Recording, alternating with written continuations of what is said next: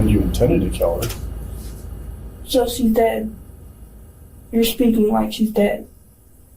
Yeah, she's dead. What are you talking about? She's dead. Jacqueline Doria stared across the table and said, Bring the lighter tester in, detector in. Do anything. That's the truth. The detective didn't shout. He just leaned forward and replied, You just did the voice stress analyzer, and that's all the truth. It was the turning point, as this moment captures the illusion of control theory in motion, the belief that conviction and tone can mask deception.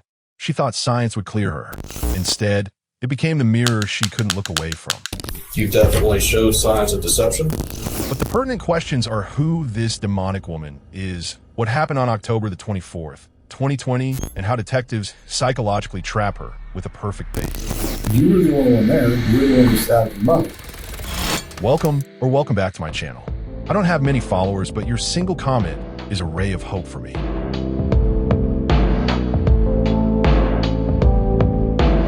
An African proverb warns, don't do a favor for a snake, it will still bite you. This proverb echoes in mind of Armanda Irvin as she ran to save her life. Her thoughts reminded her of the day when she gave shelter to a rejected girl by adopting her. One witness recounted seeing Amanda Irvin, bleeding and gasping, stumble out of the garage pleading, call 911.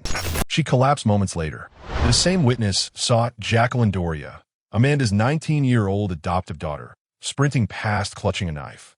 Inside the home, detectives found blood spattered across the foyer, a trail leading into the bedroom, and broken furniture, a lamp and fan covered in blood.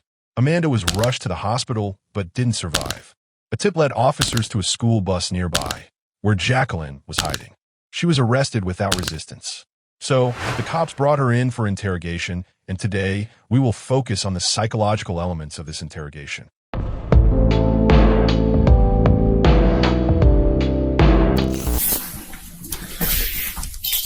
All right. Jacqueline, my name's Detective Bottom. This is Detective Reason. We want to sit down and talk with you a little bit about some things that went on, whatnot. Is that true that you're from Alabama? Huh? You originally from Alabama? No? You never lived in Alabama? Once or twice when I used to live in Pensacola. Okay. All right. What's your date of birth?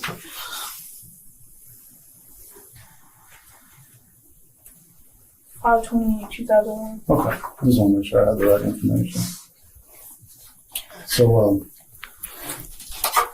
obviously something went on tonight. I want to try to get a little bit more information from you. Okay.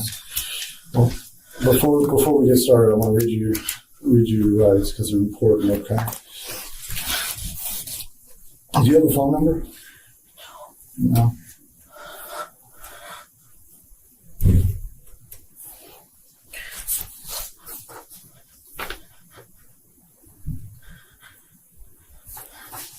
Can you spell your first name for me? JACKALYNN. And spell your last name for me. DAURIA. How do you pronounce that? Diaria. Diaria? The interrogation begins with small, harmless questions about where she's from and whether she ever lived in Alabama. This is a classic use of rapport anchoring, supported by the foot-in-the-door effect, Friedman and Fraser, 1966. By starting with low-stakes questions, the detective gains micro-consent, small verbal yes responses that later translate into larger psychological compliance when the questioning becomes more serious. What's your current address?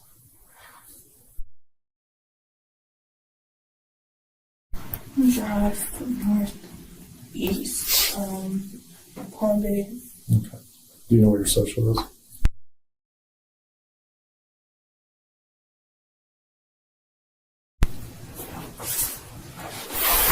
All right. I'm going to read you your rights. I'm going to read them to you. And just let me know if you understand with a yes or no, okay? You have the right to remain silent. Do you understand that? Okay. Anything you say can be used against you in court. Do you understand that?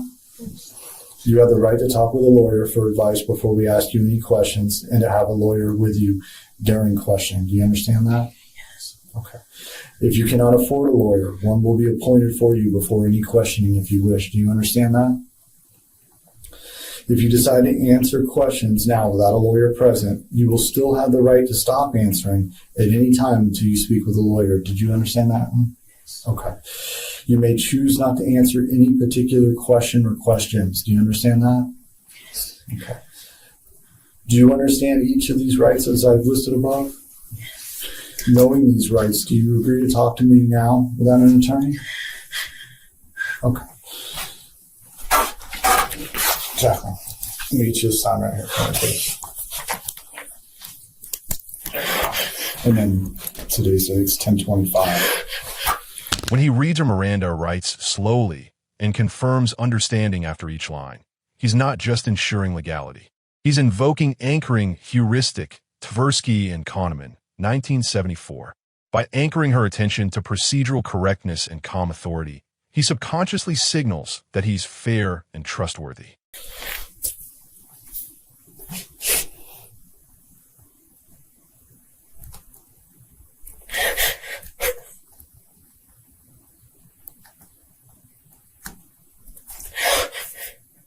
It's what? 10/25/20.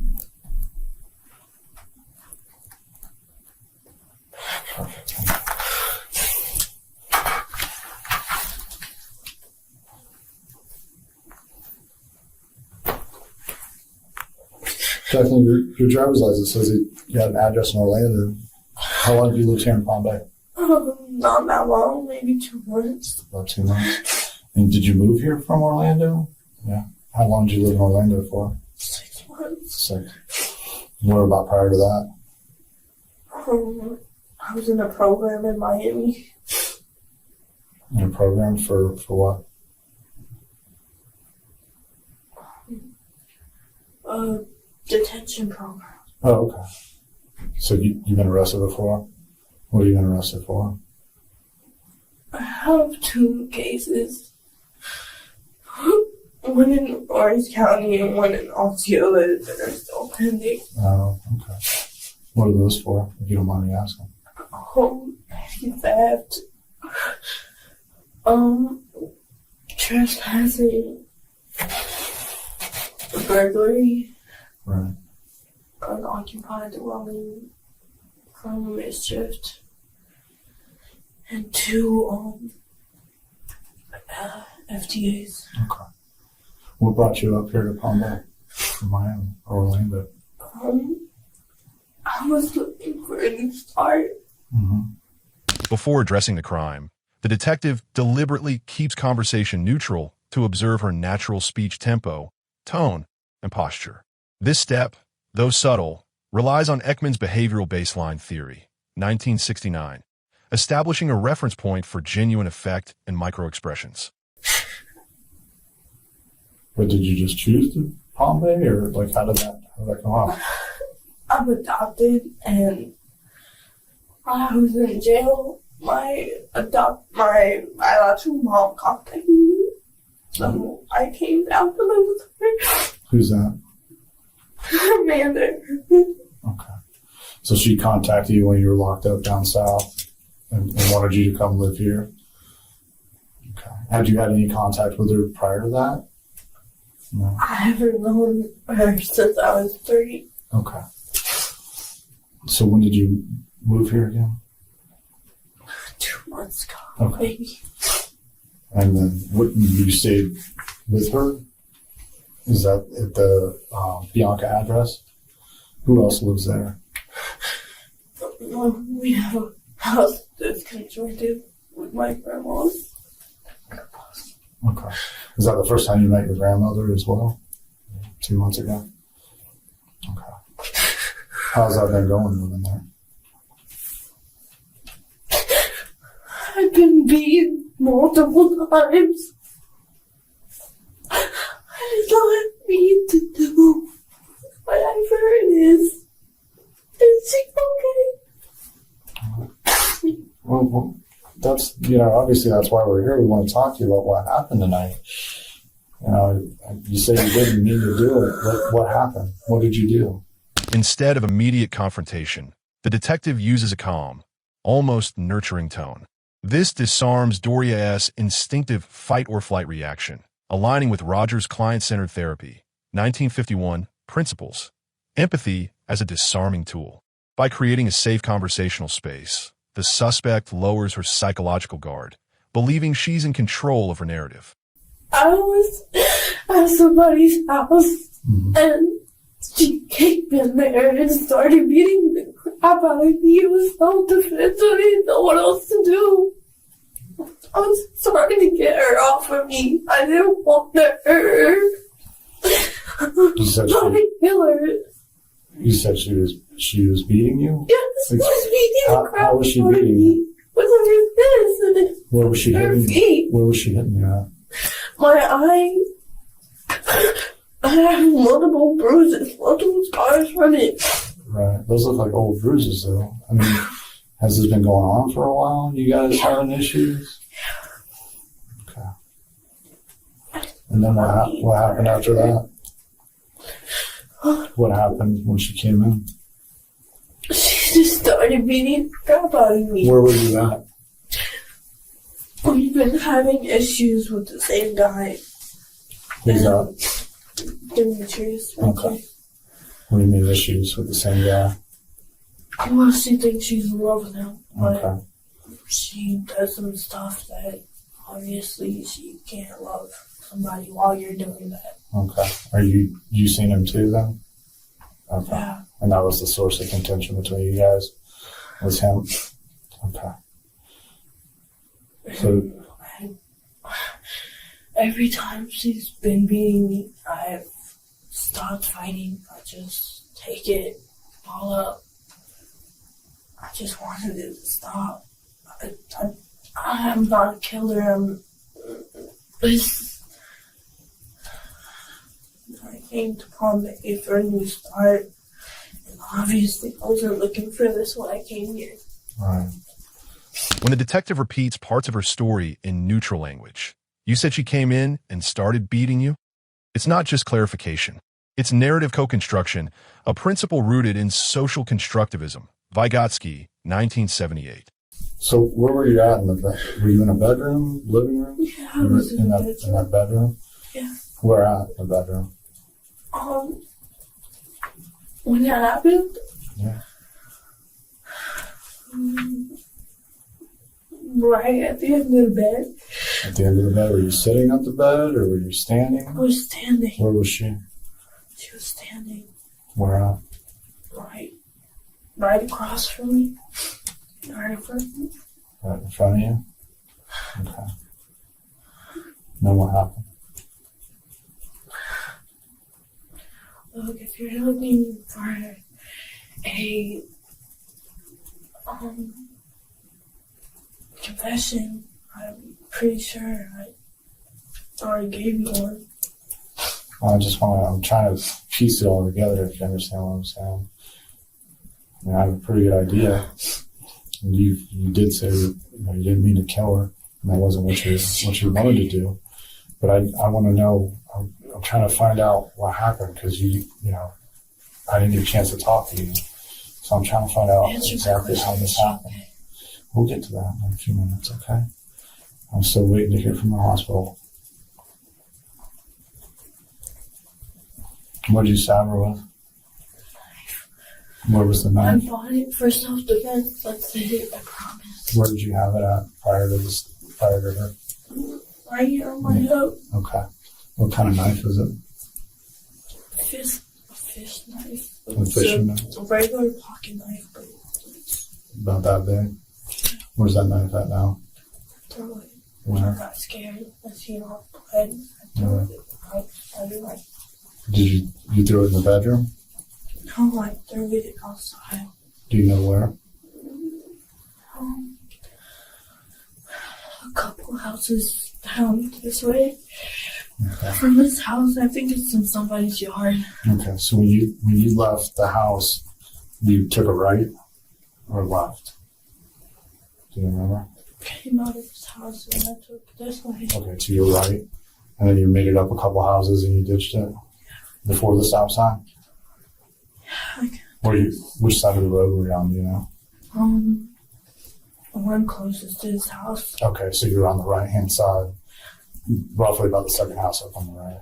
When he says, "I don't think you intended to kill her," the detective employs the minimization technique, rooted in Festinger's cognitive dissonance theory, 1957. By reducing the moral weight of her actions, he helps her reconcile internal conflict. "I'm not evil. I just made a mistake." This temporary psychological relief encourages partial admissions that later serve as confessions. Seems like it wasn't a really good life over there.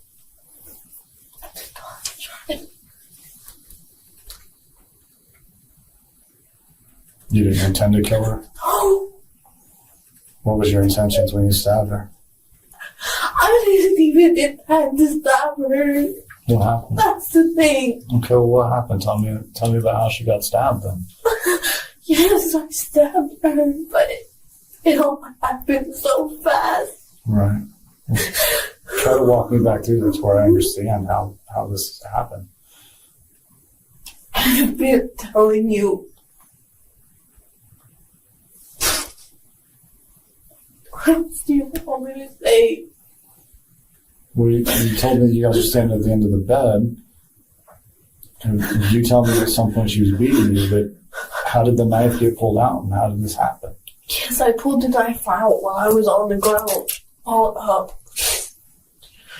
And you stabbed her from on the ground?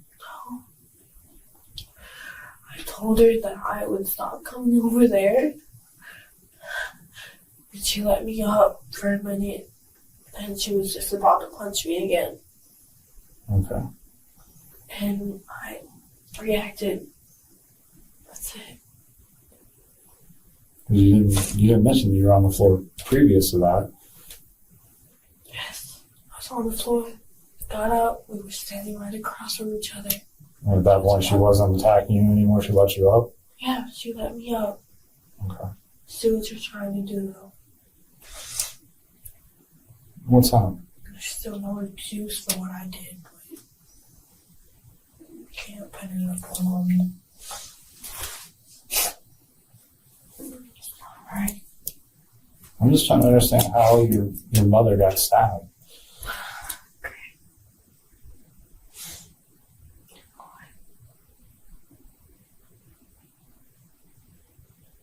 Just lock me out. What was going through your mind at that point? I wanted her to stop hitting me. I told you that. Throughout the conversation, long pauses follow her emotional statements, especially when she says, "Just lock me up." This silence isn't compassion. It's a pressure mechanism rooted in Zillman's aversive arousal theory, 1971. Humans are uncomfortable with unfilled silence during tension, especially when guilt is involved.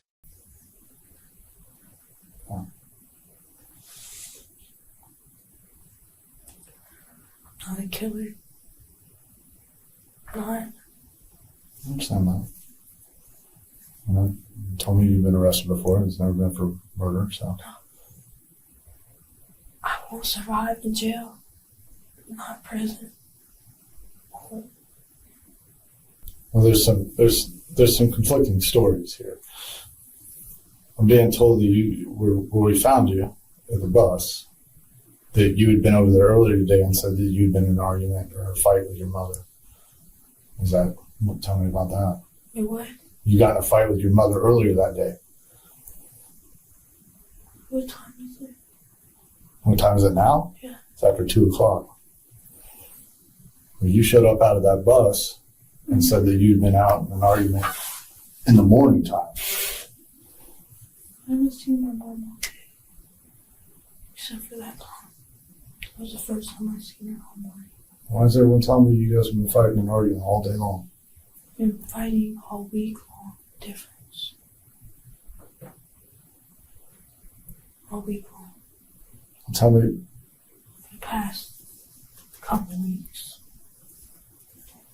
so the This room, isn't the first time she's beat my ass. so the room that all this occurred in has a bunch of stuff that's been knocked over, Yeah, exactly. and it's got blood on top of it. Yeah. So how did that happen?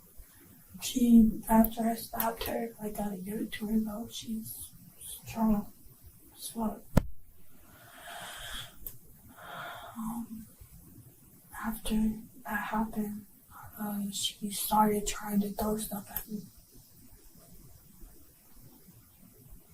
After you stabbed her? Yeah. What was she throwing at you? The fan. She was going to try and throw the chair, but I ran out the room before that happened.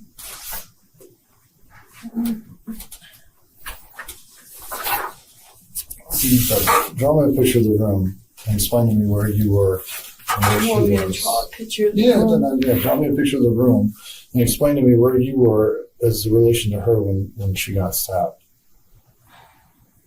That's where we know what we're talking about. I don't know how to draw. That's all right. We're not grading you on this. This ain't art class. The detective repeatedly revisits key moments. Where were you standing? What did you stab her with? Even after she's answered. This repetition isn't redundancy. It's a slow burn toward ego depletion theory. Baumeister et al., 1998.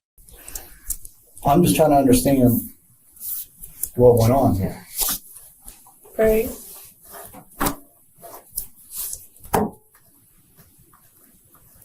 That's the end of the bed. Okay. This is me, Uh-huh. and this is her. Where's the door at? The door would be right here Okay. So, if you're looking at it this way. yep, I gotcha. So, you're on the left and she's on the right? Damn, you want to be specific too? Yeah. She was in front of me. So, I don't know. She was in front of me though. Yeah, I got you. How did the fan and the lamp get on the other side of the room? She walked over and threw it. Was that after you stabbed her, Why do right? you? Yes. Was there any blood marks on the fan? The Yeah. fan was broke, right? Yeah. Top of the head was cut off. Mm-hmm. Yeah, she threw it.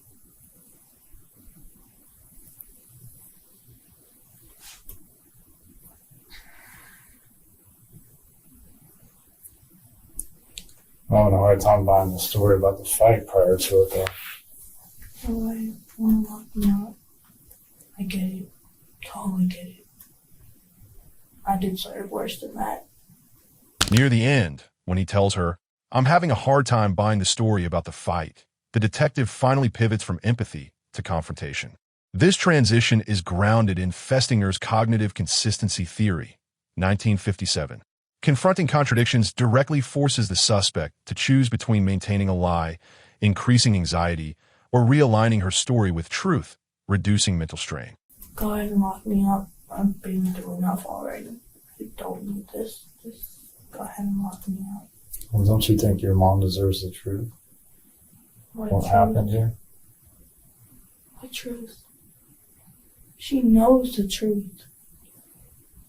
I would never. I've been looking for my mom ever since I found out that she was dead. Thought she was dead. My adopted mom has been telling me that she's been dead since I was 3. I wouldn't just do that. And in her heart, she knows that somewhere. She knows that I would not do that. I'm not saying it's okay, but it was self-defense. I don't hurt people on purpose. Well, you have before. You got a couple battery convictions. You don't know me, okay? I'm not saying I do. I'm trying to come down. I'm trying to get the truth. I've had to do what I had to do growing up. Mom's boyfriend, him beating on me, my mom being there, not saying anything. So yeah, I've had to do and defend myself multiple times before. And yeah, I got charged for it. But it's self-defense. Okay. The court system doesn't care, though. All they see is, yes, I hit her. Or, yes, I hit somebody. That's all they see. They don't look into any of it. So all these people earlier this evening, they were telling me you were fighting with her all day. Is that true? I've been seeing her all day. When she says, just lock me up, he doesn't comply. Instead, he mirrors the statement back gently. Don't you think your mom deserves the truth? This is reverse mirroring, tied to transactional analysis. Byrne, 1964. By refusing to accept her self-punishment narrative, he reasserts control while positioning himself as the moral adult and her as the child seeking guidance. Been fighting with her all week. Probably for 2 weeks, if you want to be honest. But no, that was the first time I seen her that day. Why would these people tell me that you've been fighting with her all day? I have been fighting with her all week. Yes, I come there and vent. So if anything they're talking about, it's one-sided. Who was at the house? It was you and, is it Demetrius? Cheers was in the room. He was in the room? No. Oh, he wasn't in the room. No. So you were there in the That's room by how my yourself? mom was able to do what she did. So you were in the room by yourself and she came in?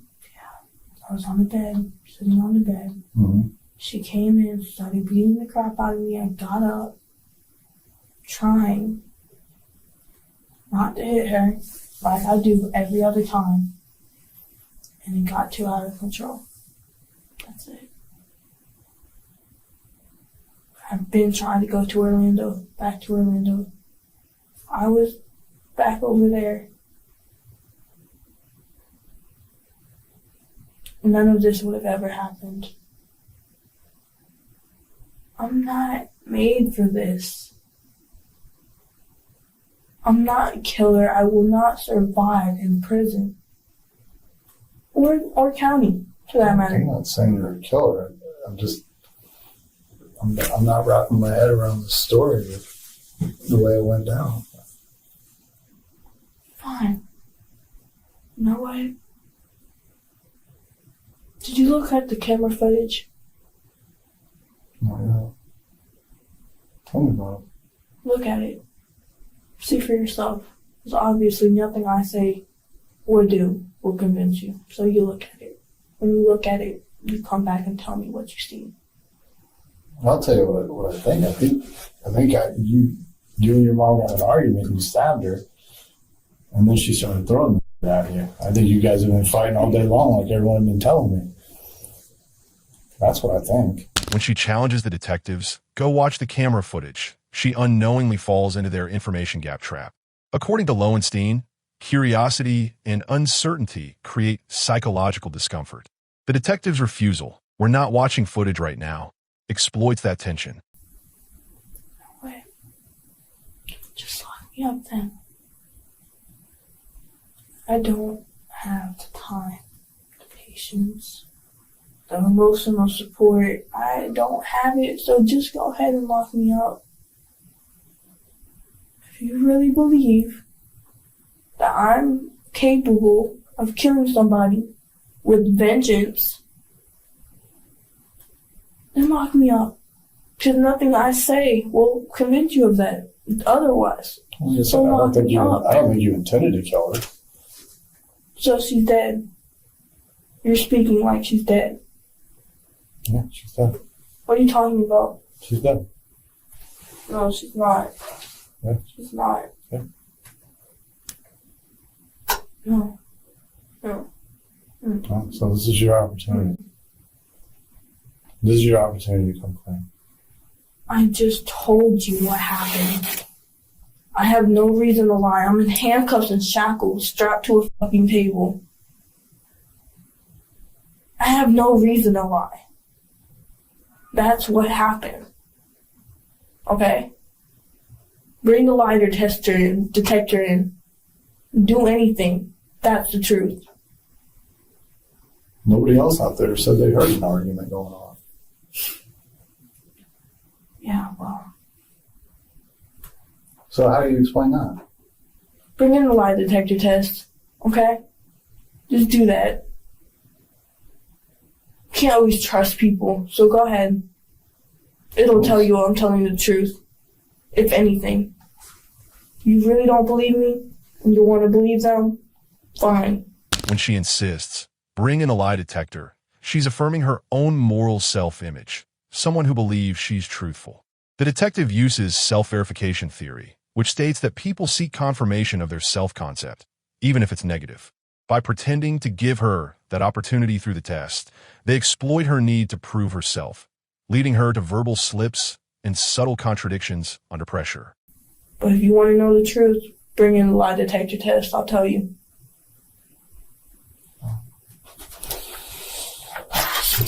Do me a favor. Can you initial and sign that thing, please? Or sign that and read it.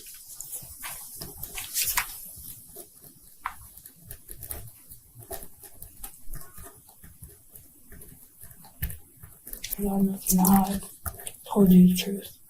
And Jacqueline, Detective Box, we both agree that we don't think you went there where you had it planned out that that's what you were going to do. The people that we were talking to, we didn't get. I know he can agree with me. You know, we both know that, yeah, like you said, you guys were arguing all week. You were arguing during the day. Tensions were already high.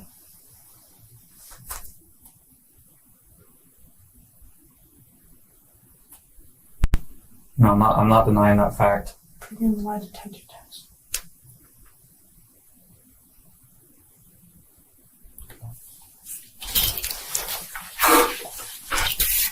What did your knife look like? Like, what kind of, was it like? Was it like a fold-out knife, or was it a fixed Yeah, blade? it was a pocket knife. What color? Do you remember? Had a fish on it. Had a fish? Was it like dark colored, light colored? It was striped. Not striped, but it had like a pattern on the blade. Okay. Okay. All right, let me see what I can do about getting that polygraph guy in, okay? When Jacqueline demands a lie detector test, the detectives appear to grant her autonomy. Let's see what we can do about that. This creates an illusion of control. In reality, they are applying reactance theory, which explains that when people feel their freedom is threatened, they resist, but when given a sense of choice, they comply more easily.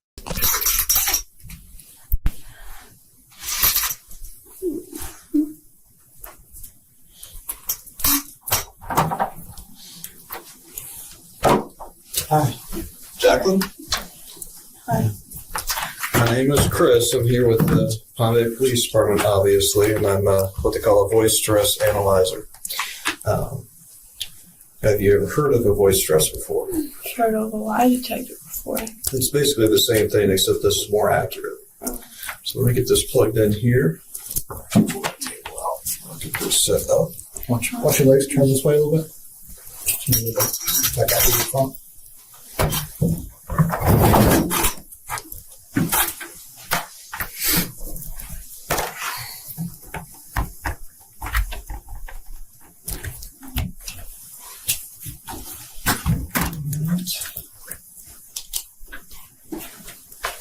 All right, Jacqueline.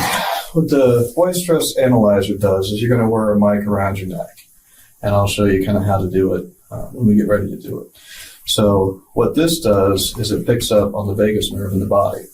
See, what happens is when you're under stress, or therefore lying, whenever you're given a response, an untruthful response, the vagus nerve reacts. It's not something we can control. It's not something drugs affects. It's something that's completely subconscious and just occurs naturally. Can't be disguised. That's why it's more accurate than a polygraph, because I'm sure you've seen where people have been able to successfully defeat polygraphs and that type of stuff. Train themselves to Correct. do things. Yeah. Correct.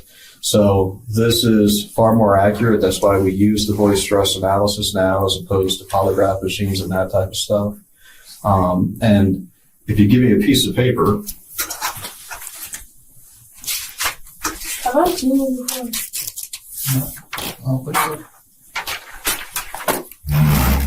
so I'm going to ask you a series of questions, and I'm going to draw on this. You don't need to mess with it. And after each question, you're going to hear a click. And when you hear that click, that's when I need you to answer simply yes or no. There's no explanation given, no nothing. When a detective introduces the voice stress analyzer and sells it as more accurate than a polygraph and undetectable, he's leveraging the authority principle, one of Milgram's foundational obedience concepts. People naturally trust symbols of science, expertise, and technology. And the last question is, are there 12 months in a year? Obviously, we know there are 12 months in a year, and you're going to answer yes. All right?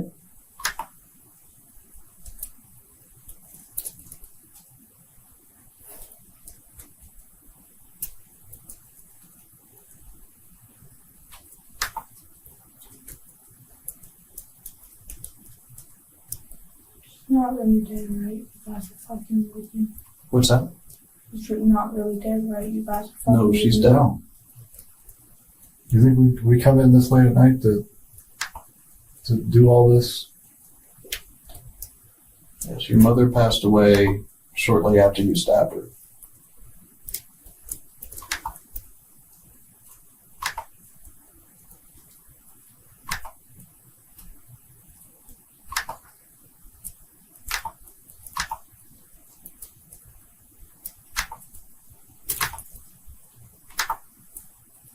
Okay, are you ready?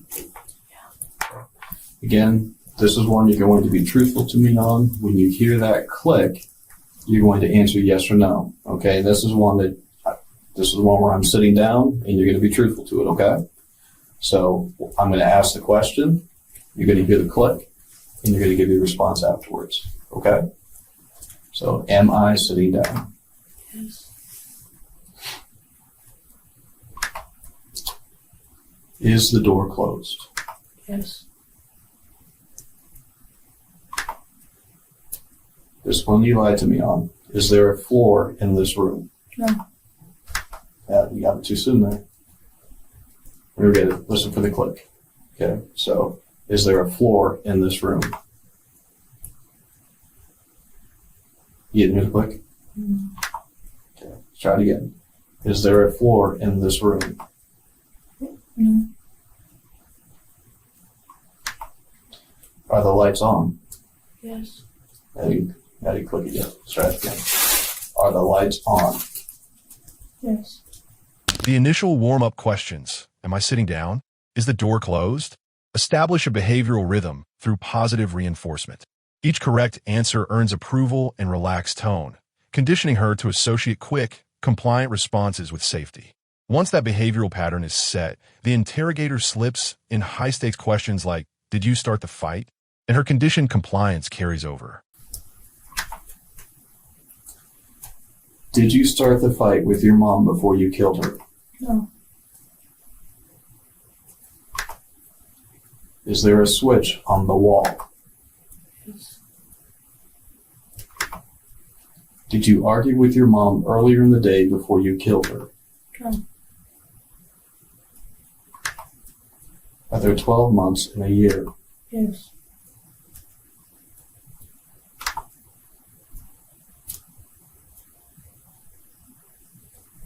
Did you start the fight with your mother before you killed her? No. Are you sitting in a chair? Yes. Am I sitting down? Yes.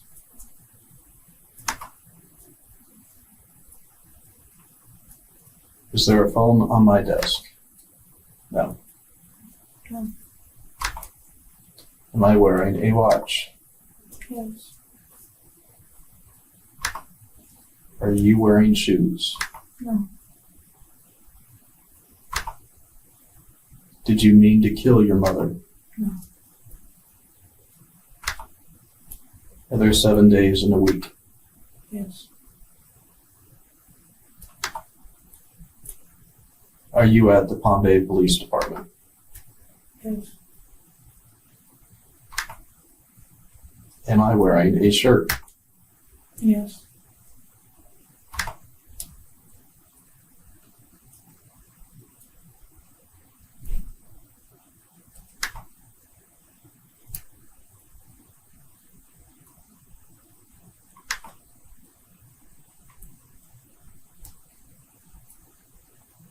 Okay. As you can see, that was relatively painless. We're going to go through it one more time, and then we'll be done with the test itself. Okay? You all right? Okay. The lie detector structure isn't just theater. It mirrors the psychophysiological deception theory, which links stress response with cognitive conflict. By alternating truth and lies, they raise her physiological arousal around emotionally charged questions. Even if she doesn't believe the test validity, her subconscious body reactions, breathing changes, voice tremors, hesitations, betray anxiety. Did you start the fight with your mother before you killed her? No. Are you sitting in the chair? Yes. Am I sitting down? Yes. Is there a phone on my desk? No. Am I wearing a watch? Yes. Are you wearing shoes? No. Did you mean to kill your mother? No. Are there 7 days in a week? Yes. Are you at the Palm Bay Police Department? Yes. Am I wearing a shirt? Yes.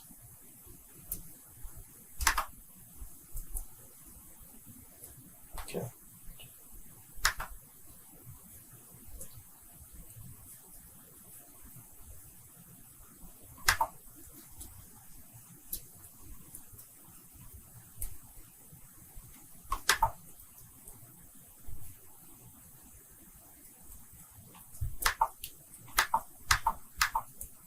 You can relax and you can put that up over your shoulders if you need to get it on.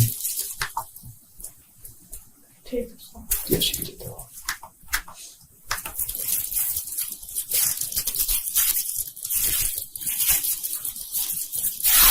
Okay, pick up the bottles. Here, if you want to look here, as I explained to her, when you have a truthful question, the lines that are here, as you can see in this one, am I sitting down? And you can look at this as well. Am I sitting down? You come up and you come down, just like I explained to you before. This shows no stress on this question. However, the question about you starting the fight with your mother, there's clearly stress there, which is indicative of a lie. So, Detective Bogus, I'll leave it to you, since I don't know much about the case. But I can tell you that you definitely showed signs of deception. When the operator declares, "You definitely showed signs of deception," it's not a statement of fact, but a psychological certainty anchor. The truth imperative suggests people are motivated to align their narratives with perceived truth when authority frames it as established. My advice to you, without knowing much about the case, is be as truthful and as honest as possible, because that will weigh heavily when it comes to your time in front of the judge. Remember, she was your mother.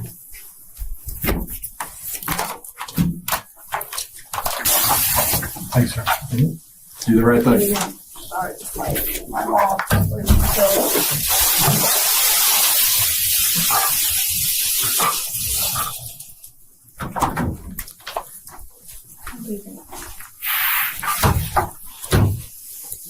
Like you said, this is your one time to tell us what the truth was. I think your mother deserves that.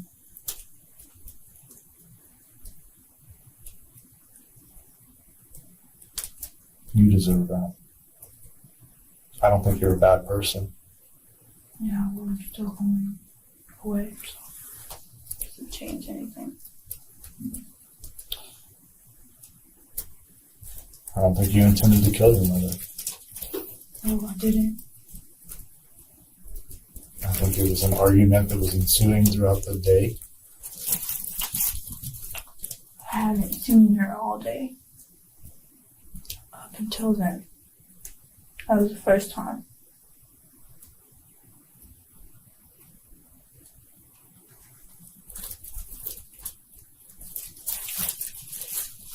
I don't believe there was a fight that happened prior to it.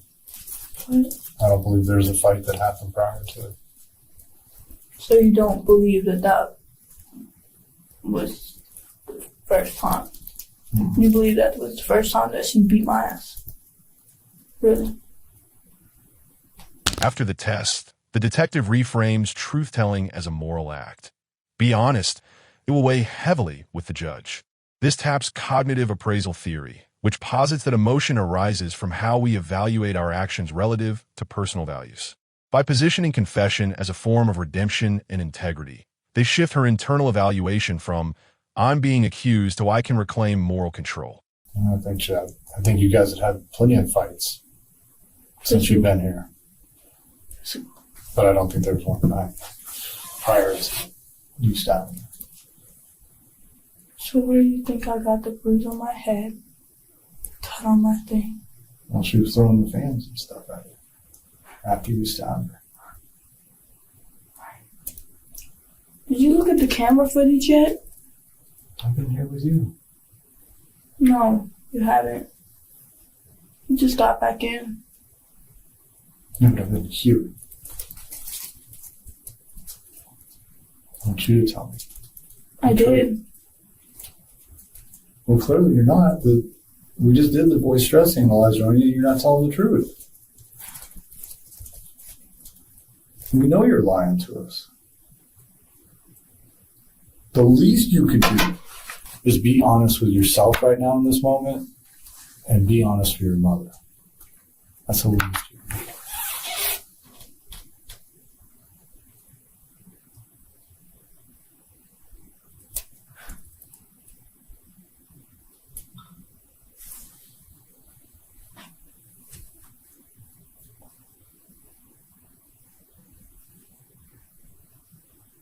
She hit me first, okay? That's the truth. Yeah, you should have asked that question. Since you asked them to ask a whole bunch of other ones that are worth shit. Well, he did. He did ask you about that. Notice the tone shift. The detective's voice softens. He nods slowly. His cadence mirrors hers. This isn't kindness. It's emotional contagion theory in play. Humans unconsciously mirror emotional states around them. By syncing tone and body language, the detective builds rapport that feels empathetic, lowering psychological barriers. He didn't ask who hit who first. No. He asked, did I start the fight? And no, I didn't. So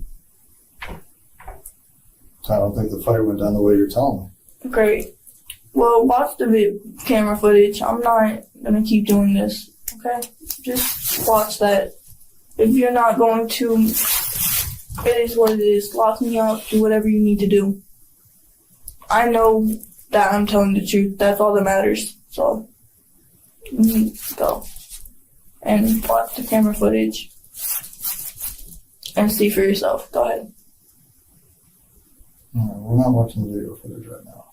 Great. You don't really want to know what happened. You want to pin this all on me. It's not a matter of pinning on anybody. You were the only one there. You're the one who stabbed your mother. You know what? Were there? And because she's Can I go back dead, to she my can't cell tell now, us. please? Can I get locked back up now, please? We can get you locked up. Thanks.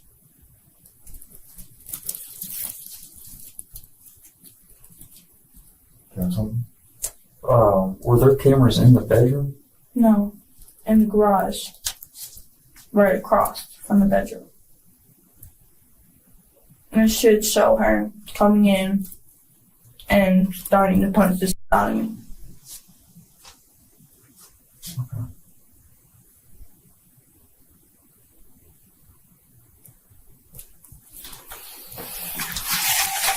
Even after arrest, the detectives continue shaping her self-story. We don't think you're a bad person. This is attribution theory in action, guiding her to attribute the act to situational stress rather than malicious intent. It offers her a face-saving path to compliance while validating the detective's moral authority.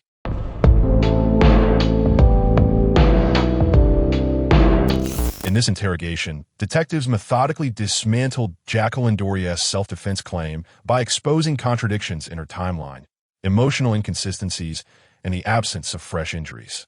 Through psychological control, offering a fake voice stress test, minimizing intent, and invoking her mother's memory, they drew subtle admissions that reframed the act from defense to retaliation.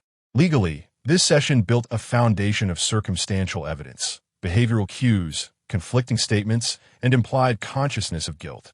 While not a direct confession, her shifting story and defensive posture strengthened prosecutorial arguments of excessive force, ultimately supporting the jury's manslaughter verdict and rejecting her stand-your-ground justification.